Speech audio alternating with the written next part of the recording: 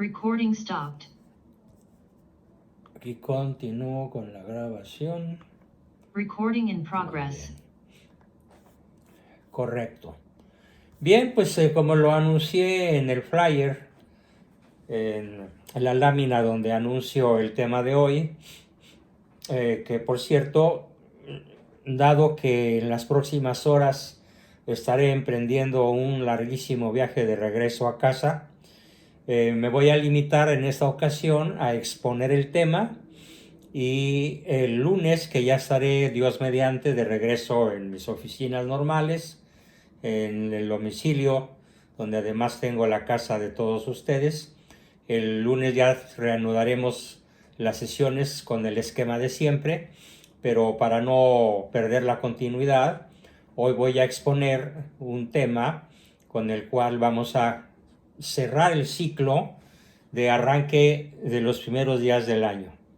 Y en esta ocasión, esta tercera sesión dedicada a los proyectos de Año Nuevo, misma que tendrá sus comentarios a partir del próximo lunes, porque ahora solo me limitaré a exponer, es el arduo camino hacia un argumento triunfador. Arduo, ya aclaramos la palabra arduo porque alguien la preguntó, y significa extremadamente difícil, cuesta arriba, lleno de obstáculos, de sorpresas desagradables. Todo eso significa arduo. El camino hacia un argumento triunfador. ¿Qué es un argumento? Es como lo que vive el héroe de una novela o el antihéroe, lo que vive una persona, un ser humano cualquiera. Todos estamos viviendo un argumento.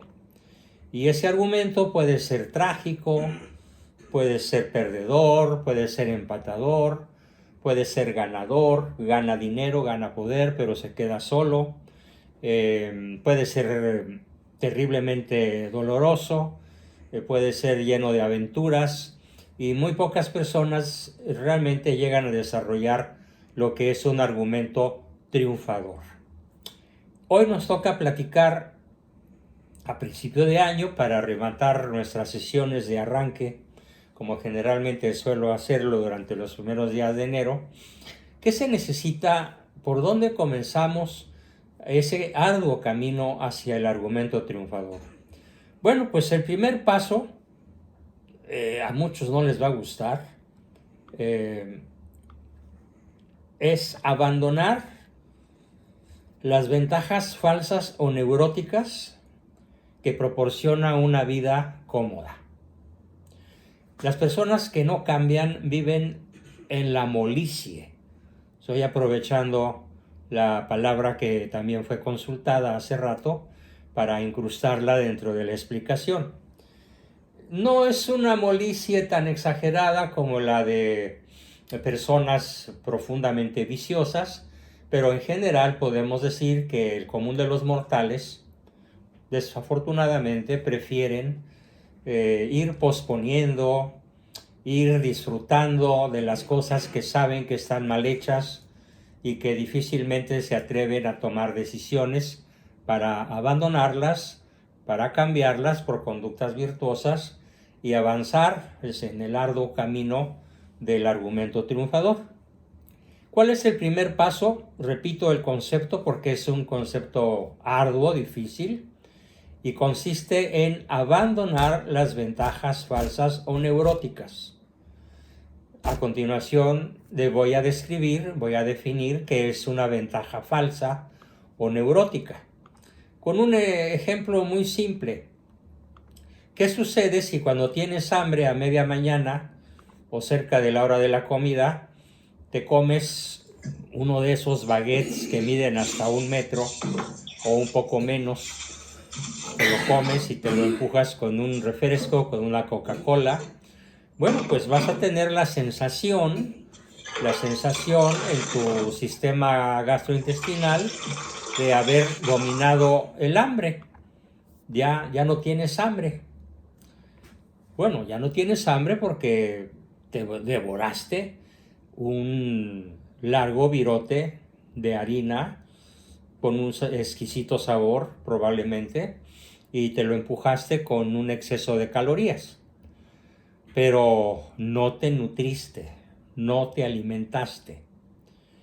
Así que entonces, de una manera analógica perfecta, una ventaja falsa es aquella manera de vivir tu vida o de vivir nuestras vidas, manera en la cual tenemos una vida cómoda, sin esfuerzo, en donde sentimos satisfacciones una tras otra, incluso en cadena, pero en realidad no estamos camino al bien, no estamos camino al fin último, no hemos emprendido el camino arduo, cuesta arriba, empedrado, lleno de espinas, que implica realmente caminar hacia el proyecto de argumento triunfador,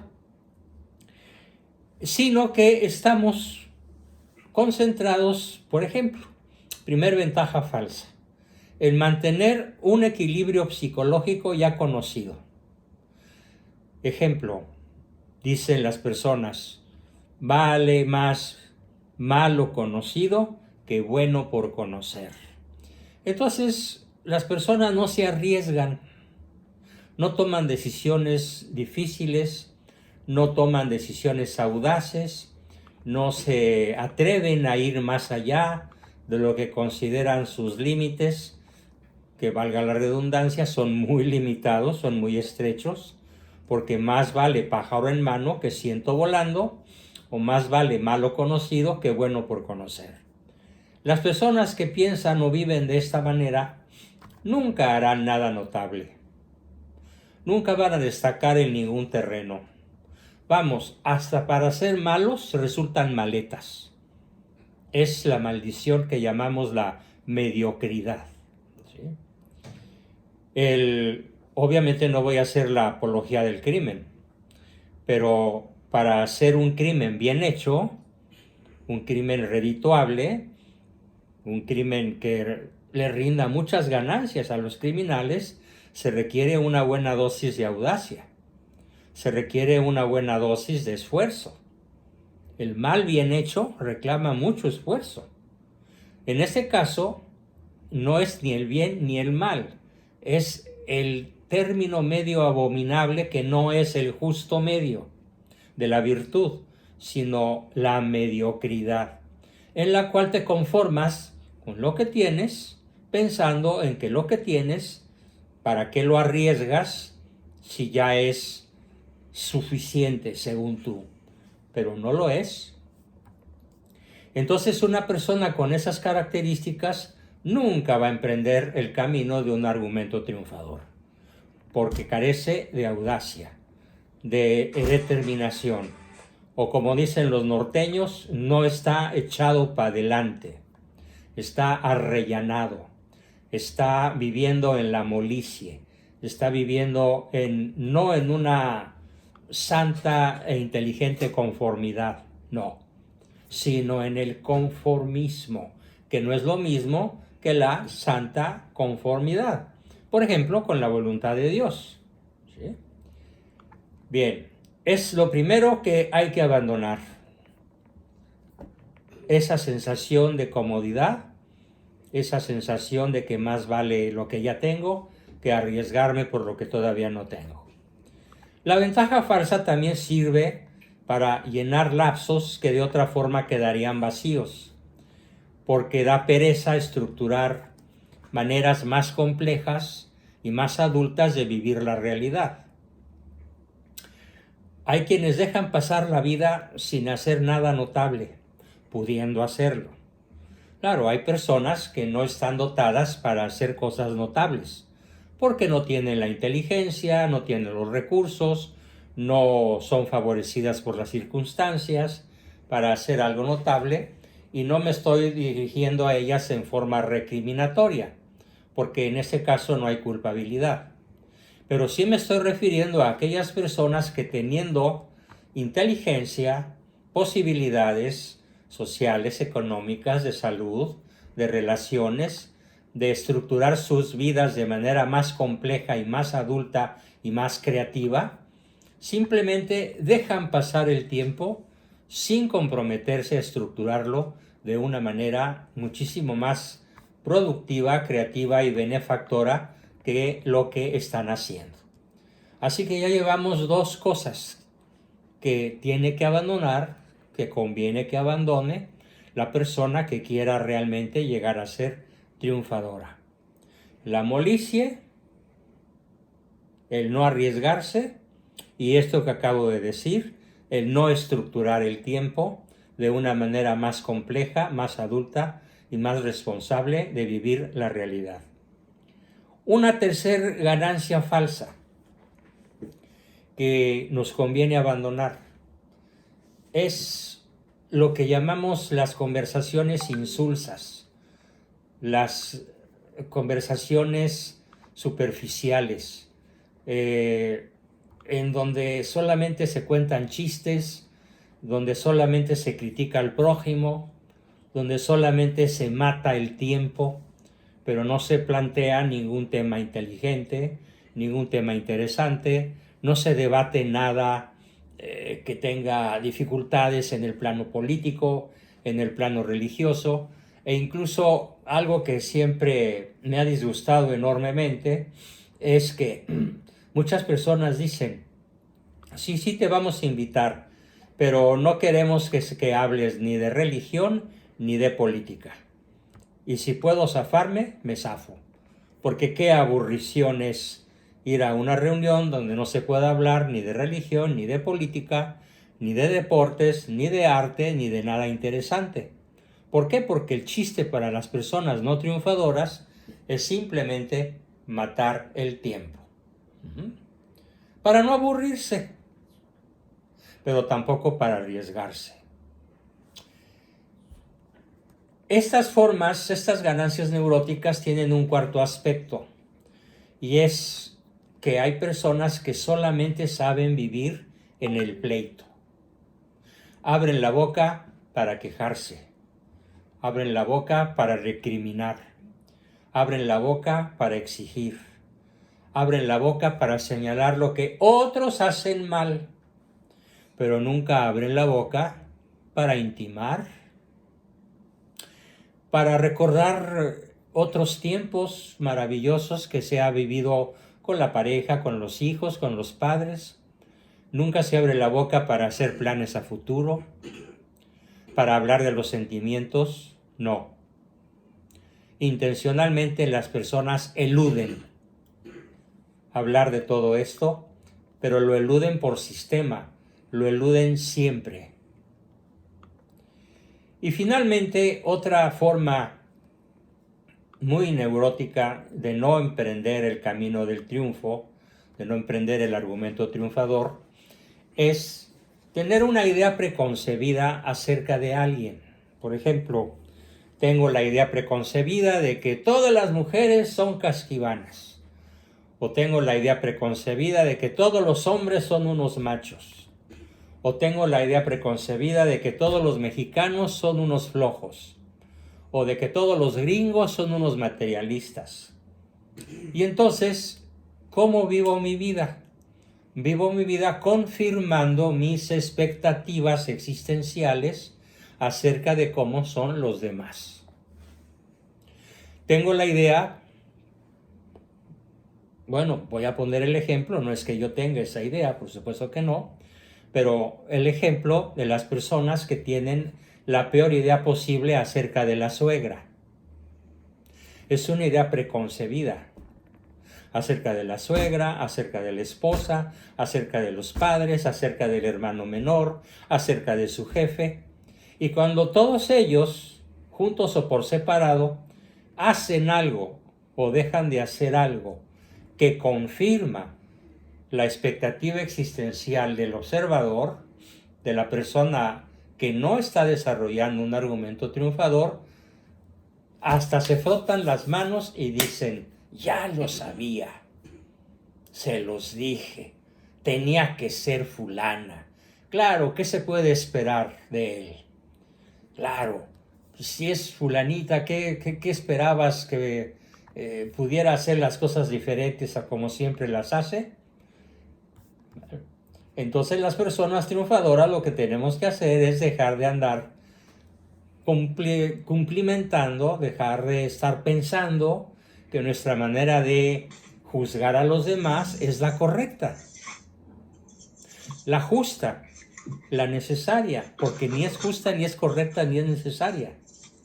Es una manera preconcebida que lo único que hace es generar relaciones perdedoras o relaciones fundamentadas en el poder, en que como yo soy más poderoso, como yo sé más que tú, como yo tengo más que tú, como yo puedo más que tú, impongo mi punto de vista y entonces en vez de desarrollar un argumento triunfador, desarrollo un argumento trepador. Trepando literalmente sobre las vidas ajenas, haciendo que se cumplan mis malas expectativas acerca de ellas. Es lo que en lenguaje popular se podría llamar un prejuicio, que es un juicio que se establece injustamente antes de tener los elementos de juicio para poder opinar con autoridad, con objetividad y con justicia. Eso es lo que invito al grupo a abandonar. En resumen, haciendo un resumen en poquísimas palabras de cada una de estas cosas, buscar algo superior a lo que ya tenemos. Evitar estructurar el tiempo de manera vacua. ¿Qué quiere decir vacua? Vacía. Llenarlo de significado. Estructurar maneras más complejas y adultas de incidir en la realidad. Dejar de buscar diversiones para no aburrirse. Mejor buscar actividades creativas para ser mejor y desarrollar habilidades. Y dejar de confirmar nuestras expectativas negativas sobre los demás. Si somos capaces de eliminar estas 5 cosas, habremos emprendido un camino ligero de equipaje y con muchas posibilidades de éxito. Eso es para empezar. ¿De qué nos vamos a despojar? De lo que acabo de decir. Ahora, no basta con despojarnos. Ahora hay que hacer algo. Ya tiramos a la basura lo que nos estorba. Ya tiramos a la basura lo que no nos sirve. Bien, ahora, ¿y qué hacemos? ¿Qué hacemos con el tiempo que vamos a estructurar de manera más adulta, de manera más creativa, más productiva, más imaginativa, más novedosa, más generadora de entusiasmo, tanto en mí como en quienes me rodean? ¿Qué hacemos? Bueno, lo primero que hay que hacer es abandonar la expectativa de que sea el otro el que primero cambie. No se puede, no se vale, no sirve, no funciona. El cambio no empieza por los demás. El cambio, como quiera que se le mire, empieza por uno mismo. Siempre el triunfador se pregunta, ¿cuál es mi parte para que las cosas vayan mejor? El triunfador no piensa, ¿qué te hace falta a ti para que yo me sienta mejor? ¿Qué me tienes que dar tú para que yo me sienta más realizado? ¿Qué me tienes que proporcionar tú para que yo me anime a hacer cosas? No, sino que es al revés. Digo, si quieren ser triunfadores, porque el trepador o el perdedor siempre va a estar pensando en que el cambio empieza por los demás, no por mí mismo. Sería el primer punto. El segundo punto.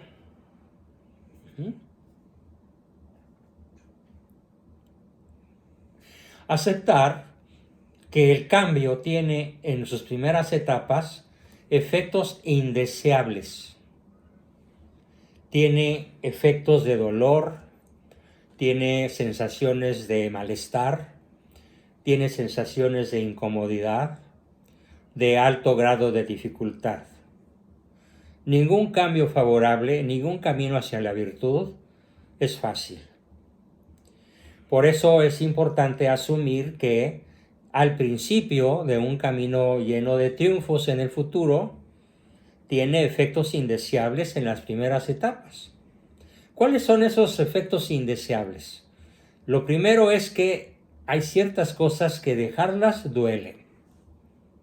Me duele dejar el cigarro, es más, hasta la boca duele. Me duele dejar el alcohol, me duele dejar las compras de fruslerías innecesarias. Me duele dejar una relación tóxica. Me duele, me duele, me duele.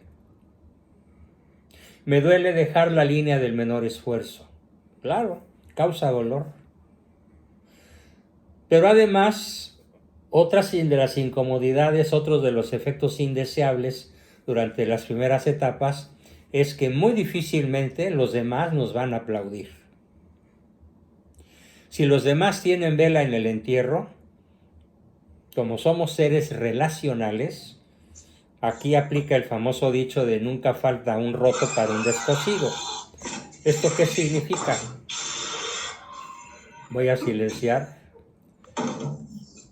Significa que muchas veces nuestros vicios personales están refrendados por los tipos de relaciones que sostenemos. Y que cuando una persona decide, por ejemplo, esto es un hecho real, una persona decidió dejar de frecuentar cierto círculo social porque se dio cuenta de que mientras no lo dejara de frecuentar, cada vez que iba con este grupo social, iba a llegar borracho a su casa. Y cuando decidió dejar el alcohol, los 8 o 10 amigos de ese círculo, en vez de emularlo, felicitarlo o seguirlo, se le tiraron encima y prácticamente lo obligaron a regresar. Es como el famoso cuento aquel de qué hacen unos cangrejos mexicanos cuando uno de los cangrejos trata de salir. Pues lo jalan más para abajo. ¿Y qué es lo que sucede con esos mismos cangrejos si son alemanes? Pues que todos se ayudan a salir y al rato ya no hay ninguno. Por eso el vendedor de cangrejos tiene a los cangrejos mexicanos destapados y a los cangrejos extranjeros tapados. ¿Por qué? Porque según el chiste sarcástico, los mexicanos se van a ayudar a permanecer en el fondo y los otros se van a ayudar a salir fuera. Bien, esto es una de las cosas más incómodas a las que nos podríamos tal vez enfrentar. El sabotaje de las personas que en vez de empujarnos hacia el triunfo, en vez de empujarnos hacia arriba y hacia adelante, nos van a tratar de hacer que permanezcamos adheridos a nuestras propias limitaciones, adheridos a nuestros propios vicios, a nuestros propios paradigmas improductivos. Porque es un insulto, es una especie de reclamo, el que con nuestro cambio les estemos echando en cara que ellos no quieren o no saben o no pueden cambiar. Eso acontece con muchísima frecuencia. Aceptar, pues, que el cambio tiene efectos indeseables durante las primeras etapas es un paso ineludible. Y enfrentarlas, encararlas y decir, pues aunque tenga estos efectos indeseables, de todas maneras voy. De todas maneras lo hago. De todas maneras vale la pena el esfuerzo.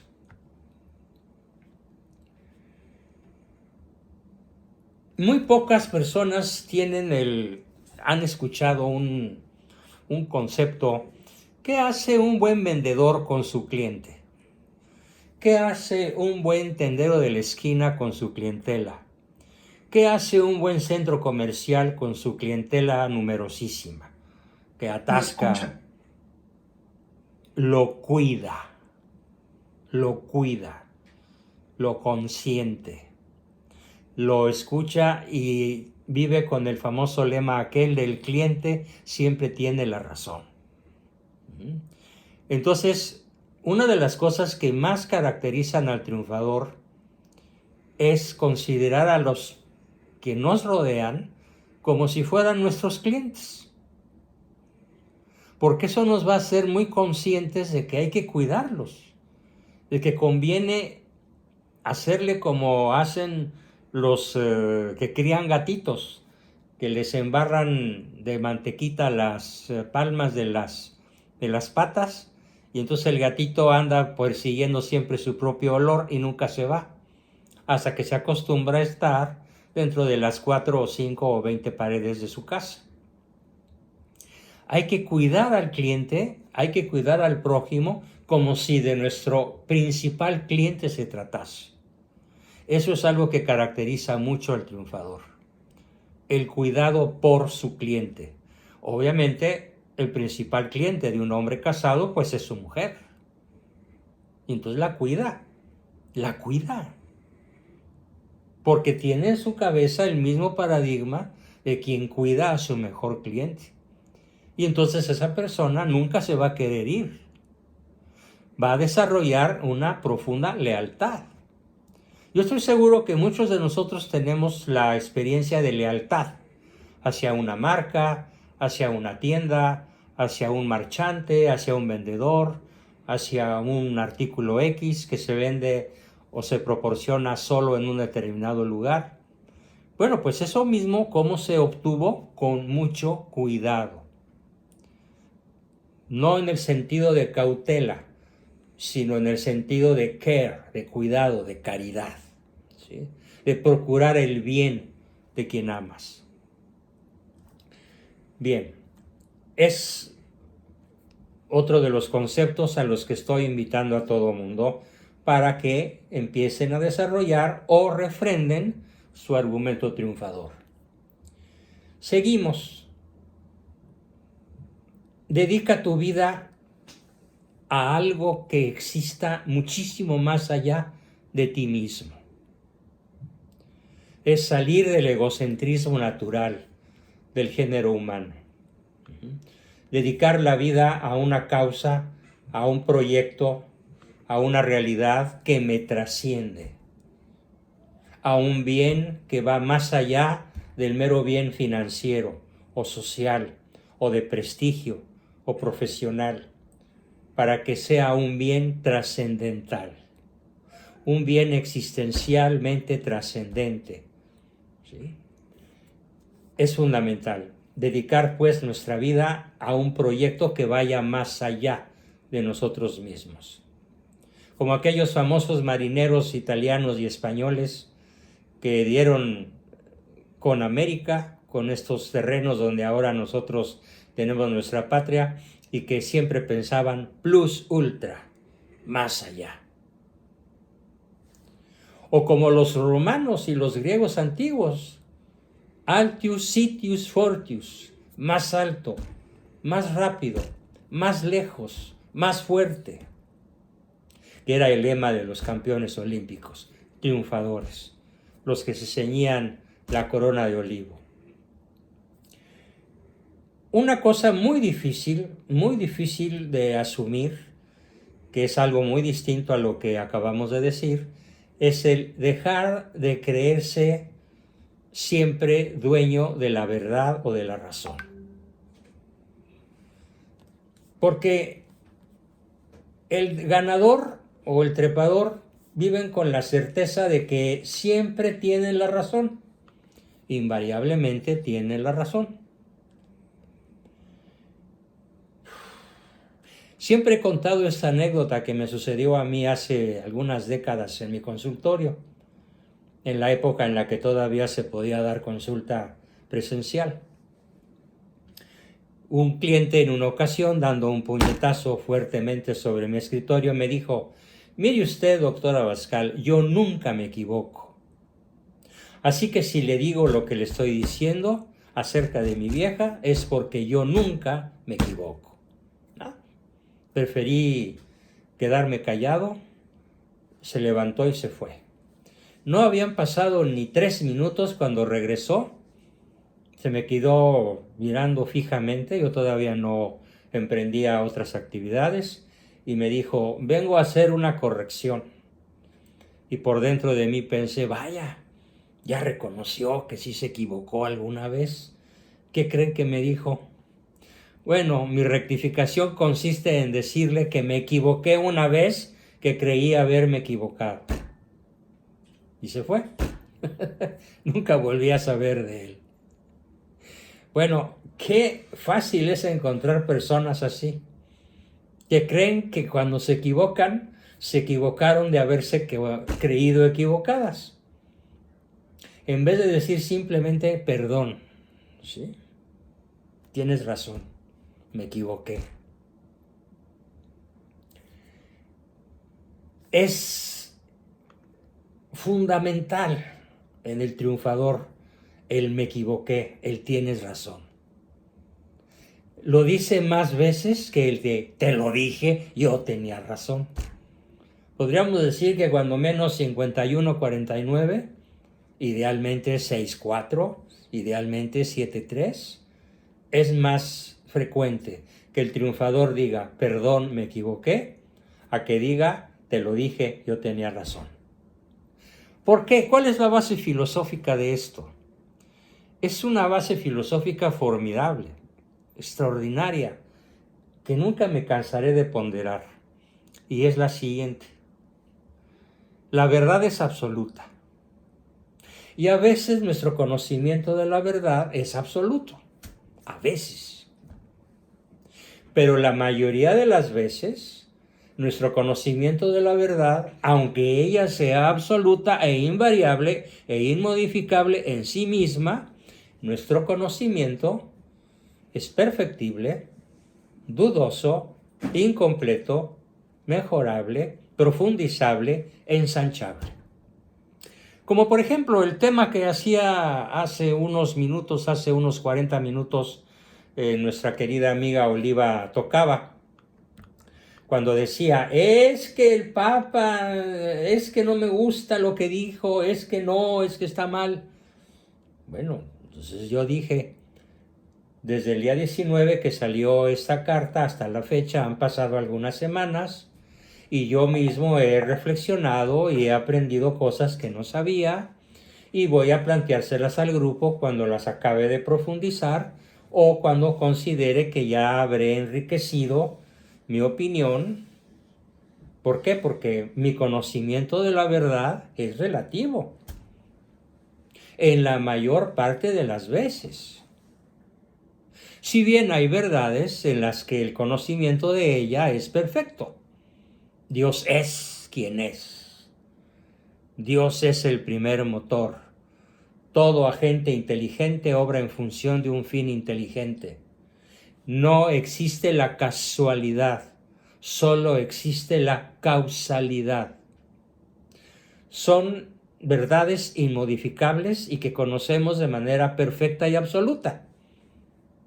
Pero ¿cuántas cosas hay que conocemos de manera imperfecta o incompleta? Por lo tanto, estar dispuesto a reconocer me equivoqué es parte de la vida de un triunfador. Porque aunque la verdad es absoluta, perfecta, inmodificable en ella misma, la verdad ontológica, mi conocimiento acerca de ella es perfectible y frecuentemente erróneo, o cuando menos incompleto. Bien, me quiero recordar en esos momentos algo que ha sucedido aquí en el grupo con mucha frecuencia, y es la asombrosa y aplaudibilísima actitud que frecuentemente nuestro amigo Ricardo dice, lo reconozco, me equivoqué, tiene usted razón, sí, es verdad. ¿Sí? Y bueno, pues no puedo más que aplaudirlo, ¿no? Y para todos, cuando él ha dicho eso, pues ha sido un ejemplo de lo que estoy diciendo. Mal haría yo, Ricardo, de no reconocértelo. ¿Sí? Saludos. Bien, continuamos. Algo de lo más difícil, abandonar algunas relaciones disfuncionales, intermitentes, dolorosas, improductivas, esclavizantes, moralmente inválidas, moralmente injustas, intoxicantes. Llámenle como quieran. Tal vez la palabra más correcta sea relaciones tóxicas. Lola, corre, así se llamaba una película magnífica donde una chica aprende a huir de todos los adultos que la rodean y que son tóxicos. Hasta acá termina la película diciendo: he aprendido la gran lección de que más vale sola que mal acompañada. Analicemos nuestras relaciones. No tenemos la obligación de cargar a propósito con personas moralmente o psicológicamente tóxicas. A menos que, claro, la relación de filial, la relación conyugal, la relación paternal, qué sé yo, fraternal, pues sea parte de lo que la vida misma o Dios quiere mismo que nos hagamos cargo. Pero para qué ir a buscarle senos a las culebras cuando las podemos evitar. Es más, ni siquiera te pares en un terreno pedregoso, donde puedes encontrar relaciones difíciles, si ya con las que tienes bastante. Pero ya que estás en alguna de ellas, hay que identificarla, y es preferible hacer un gracioso mutis, una graciosa huida, inteligente huida, que seguir sufriendo lo que no tenemos la obligación de sufrir. ¿Sí? Bien. Algo muy difícil en nuestra cultura, muy difícil porque es una parte muy especial de la psicología del mexicano a escala nacional, es jugar el juego de la víctima. Todos los días en la mañanera asistimos a una cátedra doctoral sobre el juego de la víctima. Ustedes saben, hace rato alguno de ustedes comentaba qué tosudos, qué contumaces, qué tercos, qué necios son esos familiares nuestros que insisten en vivir en una adoración irracional por el bulto de palacio. Claro, se identifican con la víctima. ¿Y a qué juega todos los días este bulto de palacio? A hacerse la víctima.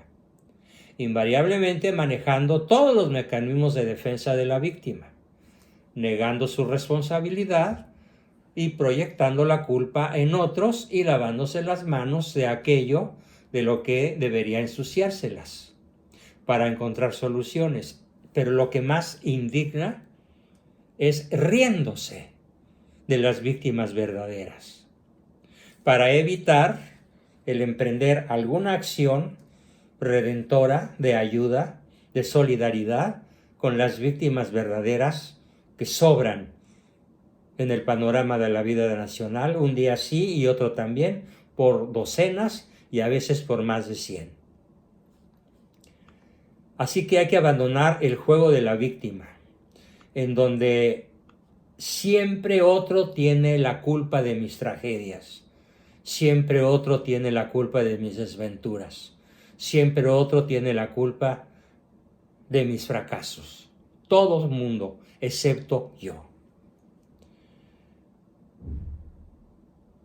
Hay algo muy difícil, cambiando de punto, sobre lo que todavía tenemos tiempo de proyectar, para que lo vayan asimilando, y es que en vez de censurar o criticar al que no sabe,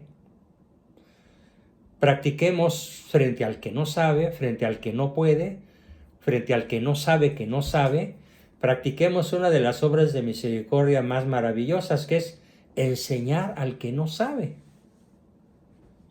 Claro, hay que hacerlo de una manera respetuosa, inteligente, astuta, de manera de no provocar un choque, como cuando tú le quieres hacer ver un error a uno de tus hijos y sabes que es muy susceptible. Plantéaselo de una manera en la cual le sea fácil aceptarlo, lo que le estás diciendo, como una descripción de hechos y no como un juicio. Porque en el momento en el que el otro capta que lo estás enjuiciando, en esos momentos se engrifa y rechaza la razón que le expongas, por poderosa que ésta sea. Bien. Ahora, otro aspecto que me gustaría mucho comentar de una vez y que va en contra de la psicología nacional del mexicano común, es que el mexicano común termina sexto de primaria, bueno, termina cuarto de primaria y ya está en el promedio de escolaridad del habitante de este país. Ya, con eso se siente satisfecho. No se diga si logró el sexto de primaria o la secundaria, o bueno, la hazaña muy pocas veces vista ya de una preparatoria bien terminada, cosa que, por ejemplo, dicho sea de paso, ni Eduardo Verástegui logró porque tronó la prepa y se fue de vago a Hollywood y ahora quiere ser presidente, ¿no? Estoy de fiesta porque no se le hizo y no juntó las firmas. Bueno, regresando al punto. ¿Qué quiero decir con esta crítica? Al estudiante que siente que ya logró algo maravilloso con que llegó al tercero y al sexto y al tercero de secundaria y a la prepa y ya tiene una profesión, ya tiene un título. No. El triunfador nunca termina de estudiar. Nunca termina de estudiar. Jamás. Hace de su vida un estudio constante, permanente. Tal vez no de manera escolarizada porque sus deberes de Estado, su salud, las distancias, la economía se lo impidan. Pero hoy lo mejor de la literatura, lo mejor de la ciencia, lo mejor del intelecto humano está al alcance de tu dedo índice con un teclazo en la computadora o de perdida en el celular o en la tablet. De tal manera que hoy no hay ningún pretexto para que no dejemos de estudiar nunca, ni un solo día. Ser un estudiante profesional es posiblemente uno de los rasgos del argumento triunfador más notables, más agudos, más permanentes a los que puede tener acceso. Ser un estudiante permanente por el resto de la vida de todos y de cada uno de nosotros. Bien, pues con esto terminamos nuestra exposición de hoy. Voy a procurar subir el video lo antes posible, aunque dudo mucho poderlo hacer hoy porque estoy en un lugar en donde me prometieron fibra óptica, pero pues es una carcacha que se tarda hasta 12 horas en subir un video de 30 minutos, pero seguramente el domingo en el transcurso del día lo tendrán para que lo repasen y podamos hacer algunos comentarios, podamos hacer algunos compromisos a partir del próximo día lunes, en el cual reanudaremos nuestras sesiones con el formato acostumbrado, con el formato de siempre. Por hoy, dado que en las próximas horas tengo que hacer un viaje de regreso muy largo a casa, quiero despedirme de todos con estas palabras, deseándoles un muy feliz y venturoso año nuevo, en el cual todos decidan emprender verdaderamente un argumento triunfador. Porque eso sí, no depende de Dios, depende de nosotros. Porque acuérdense lo que siempre les he dicho. Si tú no haces tu casi nada, Dios no hará su casi todo.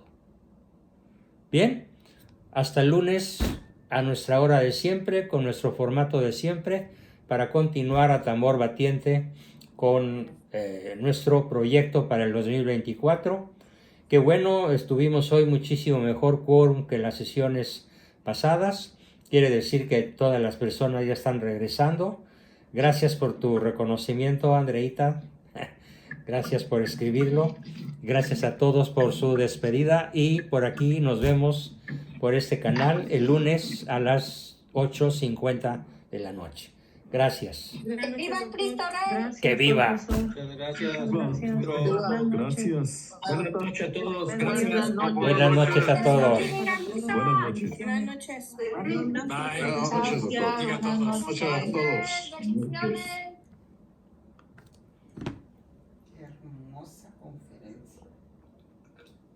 ¿Mm? Qué hermosa conferencia. Ay, mi vida. Te admiro tanto, mi vida. Pero más que nada, haz de cuenta que me traslado cuando te conocí, te oí así, se me caía la baba. O sea, no. ¿Qué cosa te dijo Andrea ahorita? Andrea, me escribió, muchísimas gracias, profesor. Qué lindísima su clase. No sé. Más bien tú, ¿Eh? más bien tú. Lo que ella quiso decir es que hizo lindísimo Y tú dale, pues. en tu clase.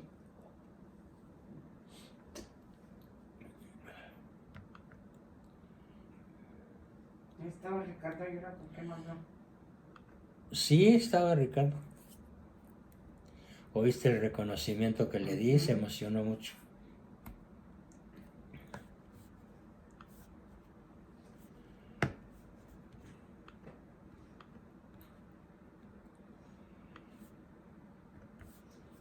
Me ibas a decir de tu secretaria.